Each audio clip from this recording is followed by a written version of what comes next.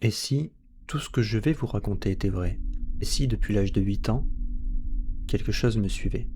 Aujourd'hui, j'ai 24 ans. Tout a commencé quand j'en avais 8.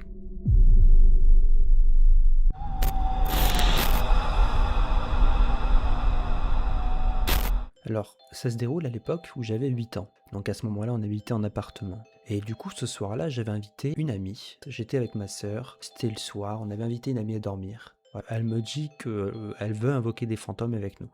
Moi, étant de base, je ne crois pas trop à ce genre de choses, je me suis dit pourquoi pas. Ce qui s'est passé par la suite est un peu plus troublant. Vous allez voir, je vais vous expliquer un peu plus en détail. On a commencé à se donner la main, à se mettre en rond. Elle disait je sais plus quoi, c'est un peu flou dans ma tête encore. Enfin, depuis, je vais dire, parce que le temps a passé quand même. Aujourd'hui, j'ai 24 ans, comme je l'ai dit précédemment. Ce qui se passe, c'est que je me rends dans le salon, dans l'appartement qui est dans le noir, sachant que ma mère dort juste à côté. Bah, j'ai pas peur. J'ai pas peur. Justement, je veux faire peur à ma sœur et à mon amie, qui, elles, ont peur. Et ben, rien de plus. Je rentre dans la chambre, je ferme la porte de la chambre, et là, à ma grande surprise, sous la porte, de la lumière. Je me dis, parce que je ferme la porte de ma chambre, et du coup je vois de la lumière dessous.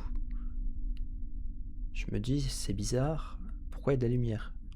Donc j'ouvre la porte de ma chambre, et là je vois le couloir éteint. Là je me dis, il y a un truc qui va pas. Je referme la porte, et je regarde dessous, et je vois le couloir allumé. Je réouvre, pareil. Et du coup je l'ai fait plusieurs fois, à un moment donné je me suis dit, bon, je dois peut-être être un peu fatigué. Sur le coup, je me suis dit, c'est mes yeux qui me jouent des tours. Et en fait, au final, je vais dormir. Il s'est plus jamais rien passé par la suite, dans cette période-là, mis à part le fait que je me sentais drôlement observé. Une sensation un peu de... comme si quelqu'un était là et vous regardait constamment. Je regarde autour de moi, rien du tout.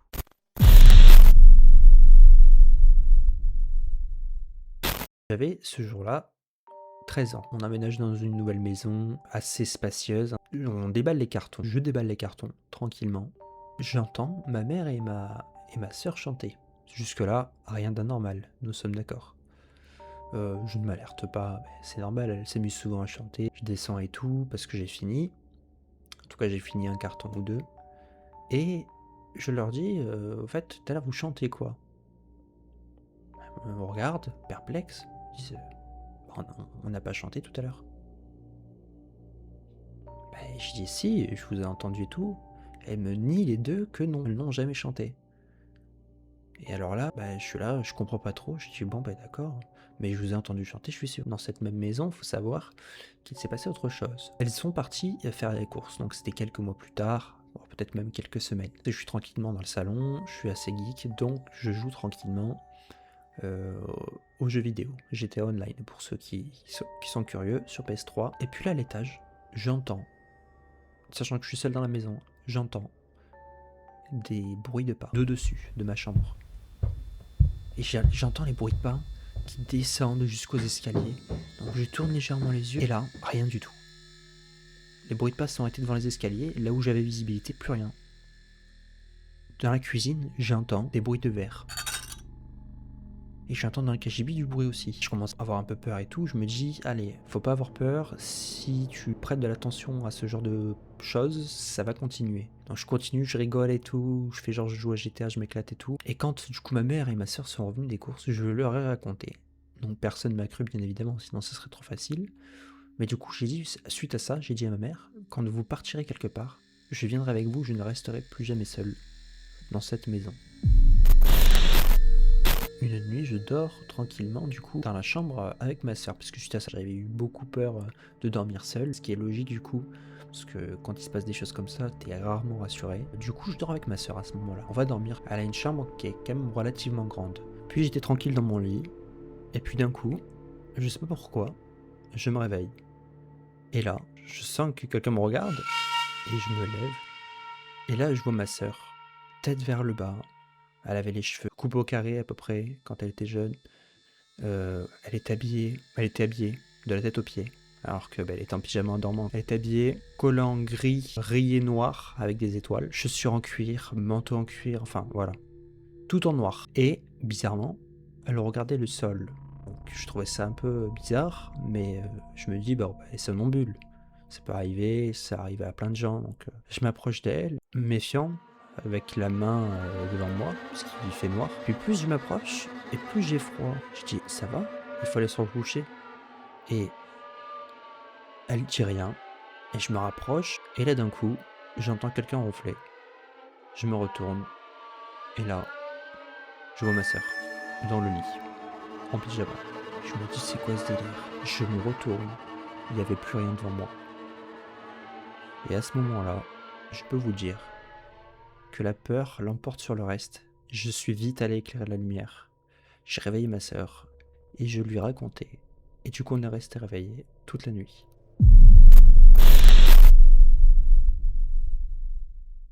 Je suis allé chez un copain en particulier. Il s'est passé des choses assez étranges. J'étais tranquillement avec lui, on s'amusait, on baladait dehors, on parlait de jeux vidéo. Et puis d'un coup, on voit une boule blanche sur le chemin qui se déplace à grande vitesse, mais elle faisait à peu près la taille de mon torse. Elle était énorme. Puis elle passe à côté de nous. Elle rentre chez lui. On voit la porte qui s'ouvre. Elle éteint la lumière, elle allume la lumière, elle éteint la lumière, elle rallume la lumière. Et à ce moment-là, elle ouvre la porte de sa chambre et elle la referme. Et elle rentre dedans. On se regarde et on se dit, c'est quoi ce délire? Donc vite on court aller voir. Et du coup, dans cette chambre, il y avait son frère. On demande à son frère, est-ce que tu as vu quelque chose? Et il nous répond, bah non, qu'est-ce que vous racontez? Et puis là, on est resté perplexe, mais après on est passé à autre chose. Et même aujourd'hui, j'ai recroisé il n'y a pas si longtemps que ça, et j'en ai parlé, et il m'a dit qu'effectivement, il s'en rappelait, et qu'il s'était plus jamais rien passé après que je sois venu. Ça s'était passé une fois unique.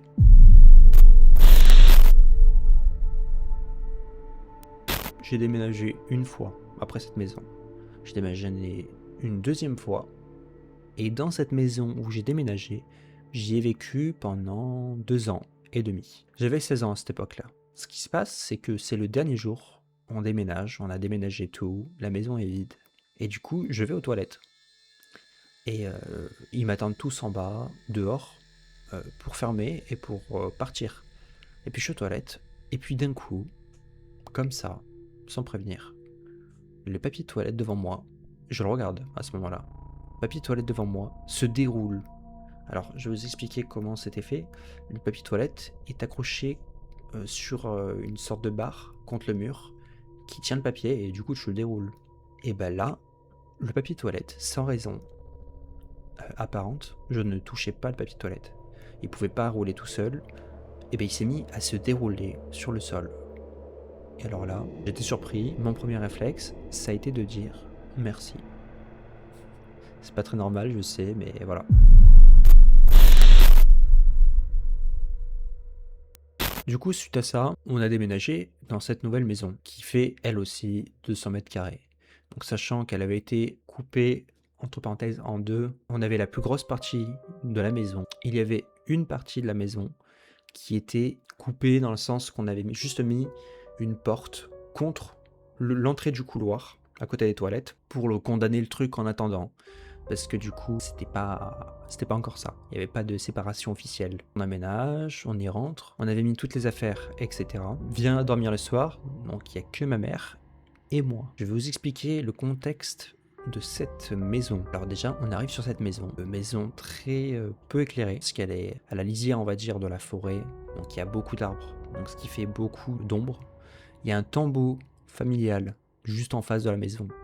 Donc des personnes qui ont habité, qui sont décédées, qui vivaient dans la maison avant. On rentre dans cette maison et tout le papier peint de la maison, c'est des fleurs de lys. C'est un peu comme à l'époque des rois et tout. C'est très spécial comme décoration et très sombre. Premier jour, on dort avec ma mère dans cette maison. Ma mère dort dans sa chambre et moi je dors dans la mienne. Sachant que sa chambre est tout au bout de la maison et moi elle est à l'entrée. Mais elle est séparée des autres, dans le sens qu'elle est isolée de toutes les autres chambres et pièces de la maison. Vraiment, moi, ma chambre mène à l'entrée, dans le salon et dans les autres pièces, les grandes pièces, vraiment dans le noir. Et quand je vous dis le noir, mais noir profond quoi. La nuit tu vas me dire tu vois pas, mais là c'était vraiment noir intense. Je vais aux toilettes, toujours avec une histoire avec les toilettes. Je vais aux toilettes, je ferme la porte des toilettes, je suis aux toilettes tranquillement, et là d'un coup, sur la gauche, il y a un mur, et derrière ce mur, il y a l'autre partie de la maison qui est condamnée. Juste avec une porte posée à côté des toilettes où je suis actuellement, j'entends quelqu'un taper son meilleur sprint. Mais vraiment, j'entends quelqu'un sprinter. Mais vraiment des pas très très lourds. Et du coup, je reste bête. Et je bouge pas. Et je ne dis pas un mot pendant une demi-heure. Donc une demi-heure passe. Et enfin, je trouve le courage d'ouvrir la porte et de partir vite dans ma chambre. Sachant qu'à ce moment-là, je n'avais pas de téléphone dans mes mains. Là, c'était rapide. Suite à ça, je vais dormir. Et puis, les jours continuent. Il faut savoir que dans cette maison, il s'est passé d'autres choses. Notamment, j'avais pour habitude d'être dans une véranda. Donc, pour aller dans ma chambre, il y avait une sorte de couloir avec des fenêtres qui donnaient sur l'extérieur. Le soir, j'étais dans ce couloir. Et je regardais des animés, je regardais un peu de tout. Et ce qui se passe, c'est que j'entends les jouets de ma petite sœur s'activer tout seul. Donc c'est des jouets pour bébé. Et la première chose que j'entends, c'est le miroir qui dit. Et d'ailleurs, notez bien qu'il ne s'allume pas la journée, bien évidemment, parce que ça a été vérifié. Le miroir dit coucou, je te vois. Voilà, on peut pas faire plus rassurant que ça. Suite à ça, le jouet je l'ai mis devant moi dans le couloir et je me suis dit je verrai s'il le fait la journée. Et la journée, bizarrement, il ne le faisait pas. Jamais. Ce qui s'est passé, c'est que la journée, il y avait des jouets qui s'activaient. Mais pas tout le temps. Tout seul, hein. Mais c'est pas tout le temps. Par contre, la nuit, les jouets qui ne s'activaient jamais la journée s'activaient la nuit. Donc ce que j'ai fait, c'est qu'au fur et à mesure du temps, tous les jouets qui s'activaient la nuit, je les mettais devant moi. Et la journée, je les surveillais. Et la journée, ils ne s'activaient pas.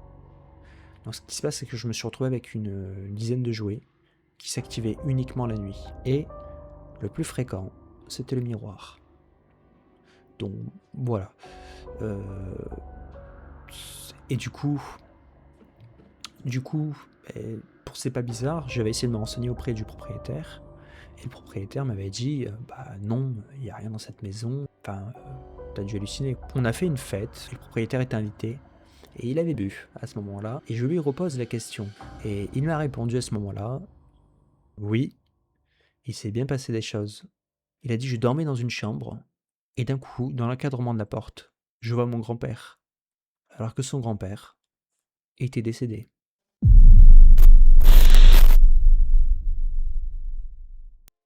J'ai déménagé et on habitait dans une maison un peu plus petite. Il s'est jamais rien passé. Sauf une nuit, je me réveille, 6h du matin, je suis un peu ensuqué, je suis un peu dans la lune. Je me dis, c'est trop tôt, je vais dormir encore un peu, je me réveillerai vers 8h, 9h. Je ferme les yeux, je réouvre les yeux, et là, je vois au-dessus de moi une silhouette noire qui est au-dessus de moi et qui penche la tête et qui me regarde. Et puis moi je suis là, je comprends pas. Je me dis, premier truc que je me dis, c'est je fais une paralysie du sommeil. C'est le premier truc que je me suis dit. Je vois cette silhouette et je me dis, si c'est comme dans les témoignages des personnes qui voient ça pendant des heures, c'est hors de question que ça m'arrive. Donc, première chose que j'ai essayé de faire, c'est que je me suis dit, je vais lui en coller une. Donc j'essaye de lui mettre un coup de poing, mais là, je ne peux pas bouger. J'essaye de lever mon poing et je vois que j'ai beau forcer, je n'arrive à bouger aucun membre de mon corps. Donc là, je réessaye, sauf que je force de toutes mes forces. Et là, d'un coup, mon poing, il part. Ça passe devant, et là, plus rien. Mon père m'a raconté, il m'a dit plus jeune, t'avais fait quelque chose de bizarre. Et il me dit, en fait, dans l'ancienne maison où on était, il y avait plusieurs appartements qui étaient vides. Mais du coup, on avait un appartement dans la maison. Tout le reste était vide.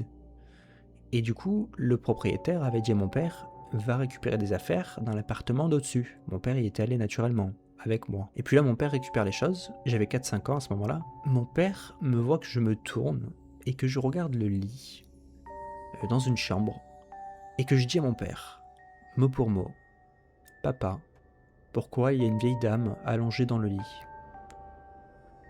Mon père regarde le lit, il voit personne. Et sur le coup, bah, il dit non, mais c'est rien, passe à autre chose. Il parle au propriétaire et tout, et puis là d'un coup, ça lui revient. Et il pose la question au propriétaire, il s'est passé quelque chose en haut ou quoi? Le propriétaire lui dit, oui, une vieille dame est morte dans son lit. En tout cas, si cette vidéo vous a plu, n'hésitez pas à liker, partager, à vous abonner, ça ferait plaisir. Si vous voulez d'autres vidéos de ce genre, n'hésitez pas à me le dire, on pourrait peut-être faire... Si la vidéo marche bien, je serais même hésitant à faire vos histoires. M'envoyer vos histoires sur le mail que je mettrai juste là. Et je pourrais aisément, ou même dans les commentaires bien sûr, je pourrais raconter vos histoires en vidéo, si ça vous dit, bien sûr, si la vidéo vous a plu. Hop hop hop, arrête-toi malheureux, car tu vas rater une partie importante de la vidéo que je ne vous ai pas montré, qu'il s'est passé pendant la vidéo. C'est un peu bizarre dit comme ça, mais vous allez voir. Je vais vous expliquer un peu le contexte. J'étais tranquillement en train de tourner la vidéo, et j'ai entendu des bruits derrière moi. Alors que ça soit paranormal ou pas, on est tous d'accord pour dire que le moment était très mal choisi, et que du coup, ça m'a fait un peu froid dans le dos. Je vous laisse avec les images.